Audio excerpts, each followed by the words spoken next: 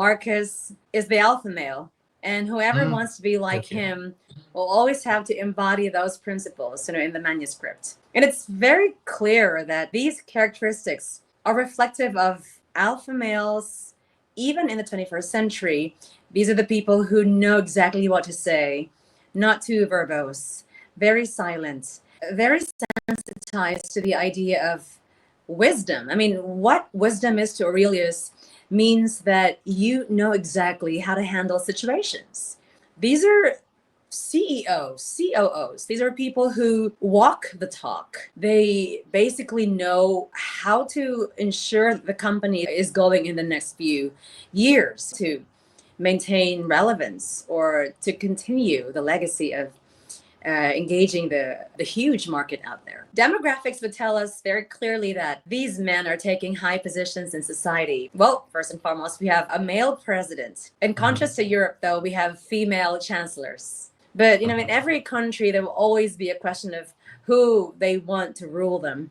And usually the one who wins is the male. But this convo is never about whether or not the females can't rule. It's just that many of these male rulers are aware that there is a huge responsibility on their shoulders, and they have to act upon this job in a very sensical way so that we don't see casualties being dragged into it. Just like how, your prime minister in India is handling very diverse situations. And for instance, Modi, how he uses the radio to channel these very important ideologies to the people. That's one example of how a man can man the wheel and can do the job well, except for Assad, who is recently abandoned by the people in Syria. But even that action of the dictator, there's still a glimpse of what masculinity is about. Like, he acknowledged that the people no longer respected him and that he had to flee the country. I'm not saying he is in any way near Marcus. I'm just saying that if we are looking at what good leadership is about, it's about knowing when to stop, knowing when to continue, knowing when to realize your mistakes, which I hope Assad, for instance, has realized by now.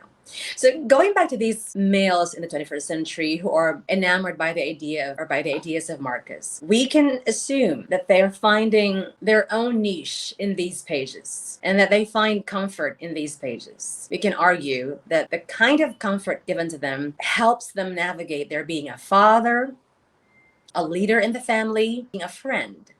These are the roles that Marcus too acted upon in his life when he was still alive. He too experienced pain, the losses in the family, the deaths of his children. And being able to bounce back is very laudable. And I thought that many men would want to emulate this kind of perspective so that they could not be laughed at by their wives. Because it's very important that masculinity in the 21st century should be carried on, should be upheld. Well, I'm a female, and I believe that biblically, that's even one of the most important reasons why the family can stand, because there's this respect afforded to or accorded to the father. And many 21st century leaderships are based on that. I'm not saying that women are being disenfranchised. No, it's out of the picture. I'm just saying that there is a great acknowledgement about the roles of men and how they can transform societies if they're thinking in the right perspective, if they're going for the most important decisions. Because really, these decisions should come from men